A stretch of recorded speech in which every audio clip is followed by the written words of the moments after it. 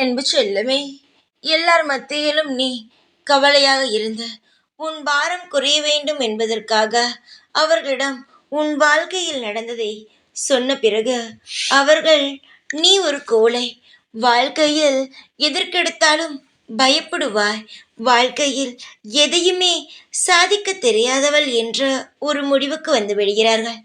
உன்னுடைய வாழ்க்கையில் இருக்கும் சூழ்நிலை பார்த்தும் அவர்கள் இப்படித்தான் முடிவெடுத்து உன்னை பார்த்தாலே கேலியும் கிண்டலும், உனக்கு வாழ்க்கை என்றால் ஒன்றுமே தெரியாது, நீ ஒரு வாழவே தகுதி இல்லாதவள் என்ற ஒரு மனநிலைக்கு வந்து விடுகிறார்கள். அதை உருவாக்கியது யார்? நீதானே. நல்லவர்கள், நண்பர்கள், உறவினர்கள் என்ற நீயே நம்பி உன்னுடைய வாழ்க்கையில் இருக்கும் சில விஷயத்தை பகிர்ந்ததினால் உன்னை இந்த நிலைமையில் அவர்கள் வைத்து விட்டார்கள். நான் பலமுறை சொல்லியும் நீ கேட்காத ஒரே காரணம்தான், இப்பொழுது நீ வெறும் பயப்படும் ஒரு நபராக அவர்கள் மத்தியில் நீ இருக்கிறாய்.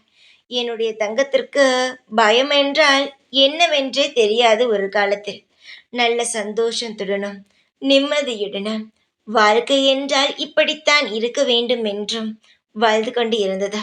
திடீரென்று வந்த பிரச்சனையால் என்னுடைய தங்கத்துடைய மனநிலைமையும் குடும்பத்தின் சூழ்நிலையும் தலைகீழாக புரட்டி போட்டது. தங்கமே, உன் வாழ்க்கையில் நீ எப்பேற்பட்ட கஷ்டத்தில் வேண்டுமானாலும் இருக்கலாம். ஆனால் அதை நீ கஷ்டத்தில்தான் இருக்கிறேன் என்ற ஒரு வார்த்தையோ செய்கையாலேயோ வெளியில் காட்டாமல் இருப்பது உனக்கும் நல்லது, உன்னுடைய குடும்பத்திற்கும் நல்லது. ஏனென்றால் அப்பொழுதுதானே மேலும் மேலும் உன் மீது எந்த ஒரு தவறையும் சொல்ல மாட்டார்கள். என்னுடைய தங்கமே, உன் வாழ்க்கையில் என்ன நடக்கிறது என்பது உனக்கும் எனக்கும் மட்டும் தெரியும். வெளி உலகத்திற்கு அது தெரிய வாய்ப்பு கிடையாது. நீ சொன்னால் மட்டுமே தான் உண்டு. உன்னுடைய பலத்தையும் பலவீனத்தையும் வெளியில் காட்டிக்கொள்ளாதே. இதுவரை நடந்ததெல்லாம் நடந்ததாக இருக்கட்டும். ஆனால் இனி அப்படியெல்லாம் நீ வெளியில் காட்டிக்கொள்ளாமல் இரு. காலம் மாறும் பொழுது எல்லாம் உனக்கு மாறும். ஆனால் நீ உன்னுடைய பலத்தையும் பலவீனத்தையும் வெளியில் காட்டும் பொழுது காலமே உனக்கு நல்லது செய்தாலும் நீ இன்னும் முன்னேறவில்லை. நீ இன்னும் ஒரு பொறுப்பில்லாதவள், வாழ்க்கையில் வாழத் தெரியாதவள் என்றுதான் அப்பையும் சொல்வார்கள். அதனால் எந்த ஒரு நிலையிலும் உன்னை நீயே தாழ்த்தி கொண்டு உன் குடும்பத்தை உள்ளவர்களை தாழ்த்தி கொண்டு மற்றவர்களிடம் பேச வேண்டாம். எல்லாமே ஒரு நிமிடத்தில் மாறும்.